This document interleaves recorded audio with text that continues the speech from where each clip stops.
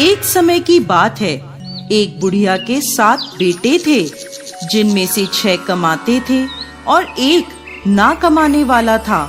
वो बुढ़िया 6 बेटों को अच्छा खाना बनाकर खिलाती, पर 7वें को उन सब का बचा कुचा झूठा खाना खिलाती थी। और वो भोला भाला अपनी माँ की इस चालाकी को समझ नहीं पाता था।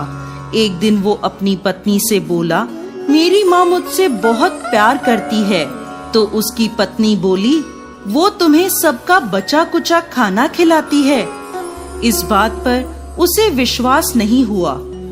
एक दिन वो छुपकर देखता है कि माँ अपने 6 बेटों को बड़े प्यार से कई प्रकार के व्यंजन बनाकर बड़े प्रेम से खिला रही है। जब वो 6 खाना खाकर उठ गए, तब माँ ने उनकी थालियों से झूठन इकट्ठी करी और उसके लिए थाली में परोस कर रख दी। जब वो घर आया तो माँ अपने सबसे छोटे लड़के से बोली, खाना खा ले। वो बोला, माँ मैं भोजन नहीं करूँगा, मैं तो परदेश जा रहा हूँ। माँ बोली, कल जाता आज ही चला जा।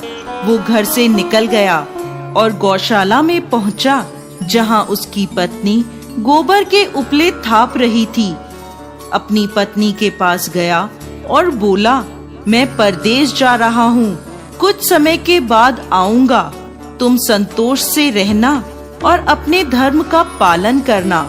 इस पर उसकी पत्नी बोली, स्वामी आप आनंद से जाइए, मेरी चिंता मत करें, मैं तो राम भरोसे यहाँ रह लूंगी। ईश्वर आपकी सहायता करे। अपनी कोई निशानी मुझे दे दीजिए, जिसे देखकर मैं धीरज करती रहूंगी। इस पर वो बोला, मेरे पास इस अंगूठी के सिवा कुछ भी नहीं है, तुम ये रख लो और मुझे भी अपनी कोई निशानी दे दो। वो बोली, मेरे पास तो कुछ भी नहीं है, बस ये गोबर से भरे हाथ हैं। ये कहकर उसने अपने पति की पीठ पर गोबर के हाथ की थाप मार दी। वो चल दिया। चलते चलते वो दूर किसी नगर में पहुंचा और एक व्यापारी की दुकान पर जाकर बोला, भाई मुझे नौकरी पर रख लो। व्यापारी को नौकर की जरूरत थी, तो वो बोला, ठीक है, लेकिन तनख्वाह तुम्हारा काम देखकर ही बताऊंगा। वो वहीं रहने लगा और सुबह 7 बजे से रात को 9 बजे तक नौकरी करने लगा। थोड़े ही दिनों में वो व्यापारी का सारा लेन देन और हिसाब किताब करने लगा। कुछ ही समय में सेठ ने उसे आधे मुनाफे का हिस्सेदार बना दिया। 12 वर्षों में वो नामी सेठ बन गया। इधर उसकी पत्नी को सास और जेठानियां बड़ा कष्ट देने लगी। उसे लकड़ी लेने जंगल में भेजती, भूसे की रोटी देती, फूटे नारियल में पानी देती। वो बड़े कष्टों से जीवन बिता रही थी। एक दिन जब वो लकड़ी लेने जा रही थी, तो रास्ते में उसने देखा एक मंदिर में कुछ औरतें व्रत कर रही हैं और कथा सुन रही हैं। तो वो पूछने लगी, ये क्या व्रत कर रही हो? इसे करने से क्या होता है और ये कैसे करते हैं? तब एक स्त्री बोली, ये संतोषी माता का व्रत है। इसे करने से मनवांछित फल प्राप्त होता है और गरीबी, मन की चिंताएं, मुकदमे, कलह, रोग आदि सब नष्ट होते हैं।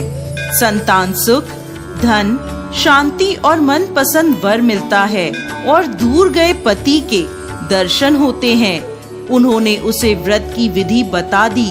उसने रास्ते में सारी लकड़ियां बेच दी और उन पैसों से गुड़ और चना खरीद लिया और व्रत की तैयारी कर संतोषी माता के मंदिर में पहुंची और माता से दुखी होकर विनती करने लगी, माँ मैं अज्ञानी हूँ और बहुत दुखी हूँ, मैं आपकी शरण में हूँ, मेरा दुख दूर करो माँ। अब वो हर शुक्रवार ऐसा ही करती। एक दिन माता को उस पर दया आ गई। एक शुक्रवार उसके पति का पत्र आया और अगले शुक्रवार पति का भेजा धन उसे मिला। अब वो माता के मंदिर में गई और उनके चरणों में गिरकर रोने लगी। बोली, माँ, मैंने पैसे कब मांगे थे? मुझे तो अपना सुहाग चाहिए। मैं तो अपने स्वामी के दर्शन और सेवा करना मांगती हूँ। तब संतोषी माता ने प्रसन्न होकर कहा, जा बेटा, तेरा पति जल्द ही आएगा। वो प्रसन्न होकर घर गई और कामकाज में लग गई। उधर संतोषी माता ने स्वप्न में उसके पति को पत्नी की याद दिलाई और घर जाने को कहा। वो बोला, माँ, मैं कैसे जाऊं? परदेश की बात है, लेन देन के कई हिसाब बाकी हैं।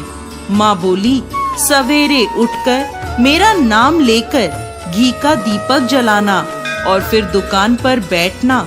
सवेरे उठकर उसने वैसा ही किया। देखते ही देखते सारा लेन देन साफ हो गया और धन का ढेर लग गया।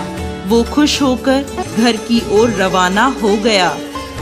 उधर उसकी पत्नी रोज लकड़ी लेने जाती और संतोषी माता की पूजा अर्चना करती। एक दिन वो बोली, माँ, आज ये धूल कैसी उड़ रही है?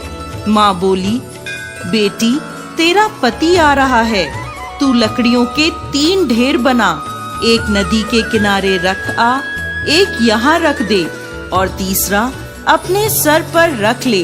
तेरे पति के दिल में इस लकड़ी के गट्ठर को देखकर मोह पैदा होगा और घर जाकर आवाज लगाना, सासू जी, लकड़ियों का गट्ठर लो, भूसे की रोटी दो और फूटे नारियल में पानी दो। आज मेहमान कौन आया है? उसने वैसा ही किया। घर गई, आंगन में लकड़ियों का गट्ठर रखकर बोली, सासू जी, लकड़ियों का गट्ठर लो, भूसे की रोटी दो और फूटे नारियल में पानी दो। आज मेहमान कौन आया है? ये सुनकर सास दौड़ी दौड़ी बाहर आई और अपने कष्टों को भुलाने के लिए कहने लगी, बेटी, तेरा पति आया है। आ, मीठे भात का भोजन कर और गहने और कपड़े पहन। इतने में उसका पति बाहर आया और उसके हाथ में अपनी दी अंगूठी देखकर माँ से पूछने लगा, माँ, ये कौन है? माँ बोली, बेटा, ये तेरी बहू है। पूरे 12 बरस हो गए ये दिन भर घूमती फिरती है, कोई कामकाज भी नहीं करती। तुझे देखकर नखरे कर रही है। वो बोला, माँ, मैंने तुम्हें और इसे दोनों को देख लिया है। अब मुझे दूसरे घर की चाबियां दे दो, मैं उसमें रहूंगा। माँ बोली, ठीक है, जैसी तेरी मर्जी। और माँ ने चाबियों का गुच्छा पटक दिया। बेटे ने अपना सामान दूसरे घर में रख दिया। देखते ही देखते उनके राजा के समान ठाट बाट हो गए। अगला शुक्रवार आया। वो अपने पति से बोली, मुझे संतोषी माता के व्रत का उद्यापन करना है। वो बोला, खुशी से करो। वो तैयारियों में लग गई। उसने जेठ के लड़कों को जीमने बुलाया। पीछे से जेठानियों ने अपने बच्चों को सिखा दिया, तुम खाने के बाद खटाई मांगना, जिससे उसका उद्यापन पूरा ना हो। लड़कों ने जीमते ही खटाई मांगी। तब वो बोली, नहीं नहीं, खटाई मैं नहीं दे सकती, ये संतोषी माता का प्रसाद है। लड़के बोले, तो फिर पैसे दे दो। भोली भाली समझ नहीं सकी और उन्हें पैसे दे दिए। वो उन पैसों से खटाई लेकर खाने लगे। इस पर संतोषी माता क्रोधित हो गई। राजा के दूत उसके पति को पकड़कर ले गए। वो बेचारी रोती हुई माता के मंदिर में गई और बोली, माता, ये क्या किया? माता बोली, पुत्री, मुझे दुख है कि तुमने अभिमान करके मेरा व्रत तोड़ा है और इतनी जल्दी सब भूल गई। वो बोली, माता, मैंने तो कुछ गलत नहीं किया। मैंने भूल से लड़कों को पैसे दे दिए। मुझे क्षमा करो, मैं दोबारा तुम्हारा उद्यापन करूंगी। माता बोली, जा, तेरा पति रास्ते में आता हुआ मिलेगा। वो चली गई। रास्ते में उसे उसका पति आता हुआ दिखा। उसके पूछने पर बोला, राजा ने मुझे मिलने के लिए बुलाया था। अगले शुक्रवार उसने फिर उद्यापन किया। जेठ के लड़कों को बुलाया। जेठानियों ने फिर उन्हें सिखा दिया। लड़के भोजन के पहले बोले, खटाई मिलेगी? तब वो बोली, खटाई नहीं मिलेगी। अब उसने ब्राह्मण के लड़कों को बुलाकर भोजन कराया और दक्षिणा दी। संतोषी माता उससे प्रसन्न हो गई और 9 महीने बाद उसके चंद्रमा के समान सुंदर पुत्र हुआ। वो अपने पुत्र को लेकर रोजाना मंदिर जाने लगी। एक दिन संतोषी माता ने सोचा, ये रोज यहाँ आती है, आज मैं इसके घर जाकर इसका ससुराल देखती हूँ। ये सोचकर संतोषी माता ने भयानक रूप धारण करा। गुड़ व चने से सना मुख, सूंड के समान होठ, जिन पर मक्खियाँ भिनभिना रही थी, ऐसी सूरत में वो उसके घर गईं। दहली में पांव रखते ही उसकी सास बोली, देखो कोई डाकिन आ रही है, उसे भगाओ वरना किसी को खा जाएगी। सभी घर वाले भागकर घर की खिड़कियां और दरवाजे बंद करने लगे।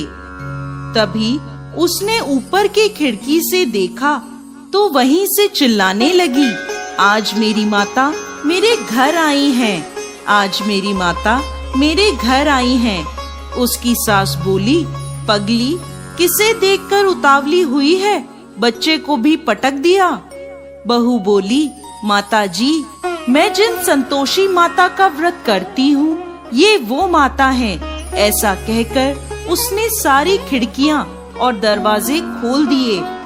सबने संतोषी माता के चरण पकड़ लिए और विनती कर कहने लगे, हे माता, हम मूर्ख हैं, अज्ञानी हैं, पापी हैं। आपके व्रत की विधि हम नहीं जानते। आपका व्रत भंग कर हमने बहुत बड़ा अपराध किया है। हे जगत माता, हमारा अपराध क्षमा करें। माता बहुत खुश हुई।